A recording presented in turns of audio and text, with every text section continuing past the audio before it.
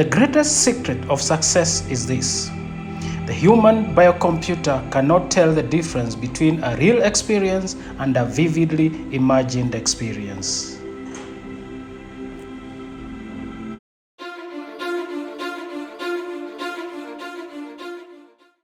What in effect it means, in simple terms, is that we can insert any program we like into our biocomputers simply by vividly imagining whatever it is that we want to achieve or what we want to become. Not only can we reprogram our biocomputer like this, but it's absolutely essential that we do so. Therefore, you must vividly imagine the future as you desire it in order to insert the program into your biocomputer. The way to do this is by visualizing intently the things you want to happen to yourself. We can put any programs we need in our biocomputers to achieve the goals we have set for ourselves. We can insert any program we desire into a biocomputer in many ways other than doing the real thing. All have the same results in the fact that they give us a permanent and automatic track to run on. The input will provide the output. Many people think that the most important thing that Neil Armstrong said when he landed on the moon was a giant step for mankind. I think the most important thing he said when he landed on the moon was just like it was in practice. You see, a lot of people don't realize he practiced that maneuver right here, down on the ground, thousands of times before he even did it on the surface of the moon. What he was doing, of course, was implanting the program into his biocomputer before the event actually took place.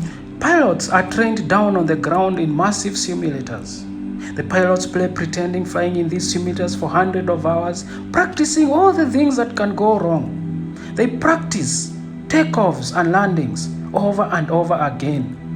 They build up a permanent program in their biocomputer, and that provides a track for them to run on. Only when they have a complete program in their biocomputer are they allowed to take a real plane into the sky without a learner's sign on. A good example: let's say you had a television set with just the words playing. It wouldn't be operating at 50% efficiency, it would only be operating at maybe 1%. However, when you switch the pictures on as well, that's when things really begin to happen. You can insert programs into your biocomputer in 3 different ways. You can practice the actual thing you want to accomplish, you can role play or simulate the event, or you can vividly imagine it happening. A wonderful little formula you should remember: when the words and the pictures are in conflict, it's always the pictures that win, without exception. Of course, the other half of the formula is equally powerful and just as true. When the words and the pictures match, are harmoniously pulling in the same direction, an irresistible force is the result. If you have been doing affirmations over a period of years and not getting anywhere quickly, you would be wise to look inwardly in the pictures that you have been holding about yourself. Most people in the affirmation, using the left computer, which handles words, say that they earn 10,000 a week. However, what they see, the right computer, which handles pictures for themselves, is that they see themselves earning 500 a week. Don't forget, the pictures win every time without exception. The biocomputer can be compared to battery. It only has so much energy that it can dissipate before it needs recharging. Once the battery runs down, the performance of the battery is affected and it will not carry out its duties in a reliable manner.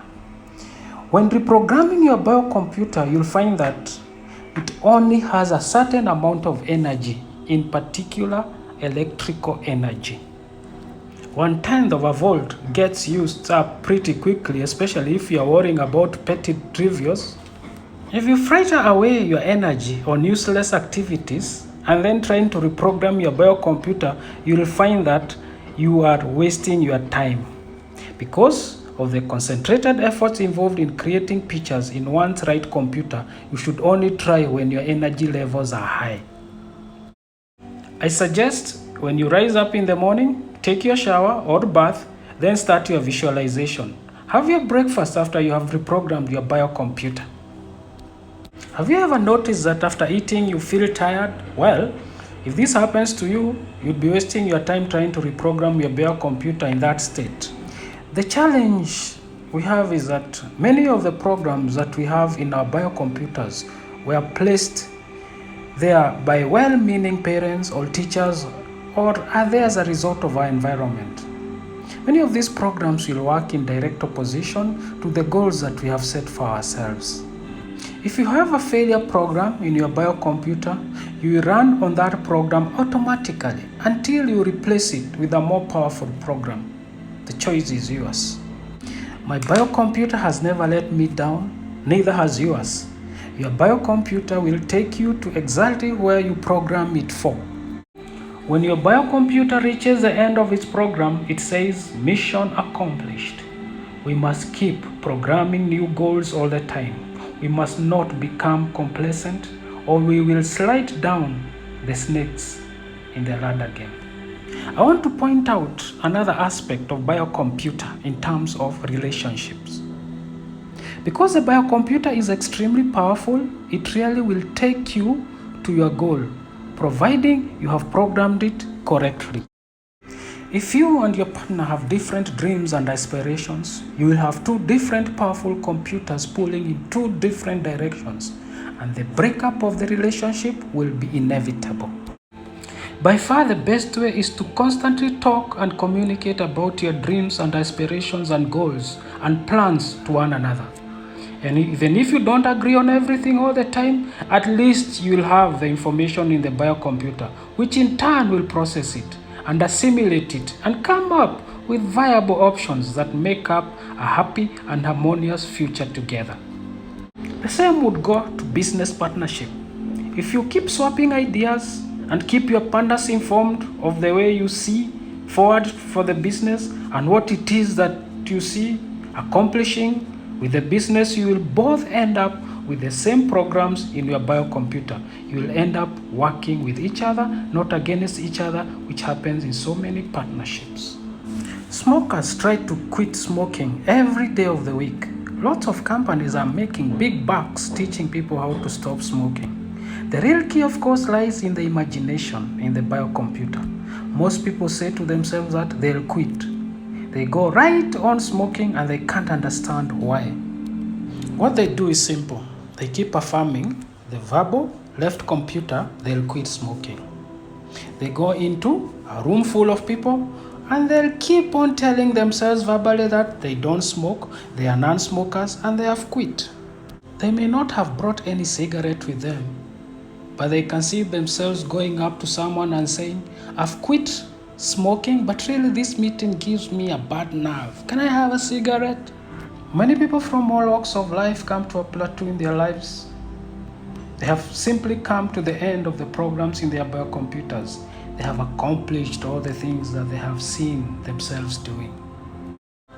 If this applies to you and you want to move onward and upward, all you have to do is start relaxing and visualizing the future as you desire it.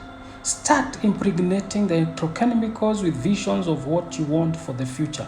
Create a program for your biocomputer to run on. You'll be taken there automatically. And furthermore, you'll travel first class if that's what you visualize.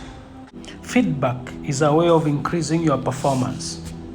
The biocomputer operates on feedback all the time. Feedback is a method of controlling a system by reinstating into it the results of its past performance. You can insert a positive feedback loop by visualizing past success. By doing so, you'll get more of the same. Let's say you're throwing a dart at a dartboard. You say internally, "I'm going to hit the double 20. With the first dart, you miss, but you saw the dart go a little to the left. When you throw the next dart, you say internally, "Okay, this time I have to throw the dart a little harder and over to the right." You keep increasing your performance through the use of feedback. In the military, a captain shouts an order to a subordinate. He must immediately repeat it back to the captain to show that he has heard and understood it. It's this kind of feedback that prevents mistakes from happening. Therefore, one of the ways of increasing performance is through the use of feedback. The human biocomputer operates continually through the use of feedback, and once you understand how the mechanism works, there are many things you can do to increase your efficiency. In our last installment on Biocomputer, we shall discuss one of the most important discoveries of the 20th century, reticular activation system, RAS for short. It accounts for 140 billion neurons, which is a massive 70% of the total 200 billion cells in our biocomputer. We will also discuss how to reprogram the right and left biocomputer. The content of this presentation is inspired by Ron G. Holland. Thank you.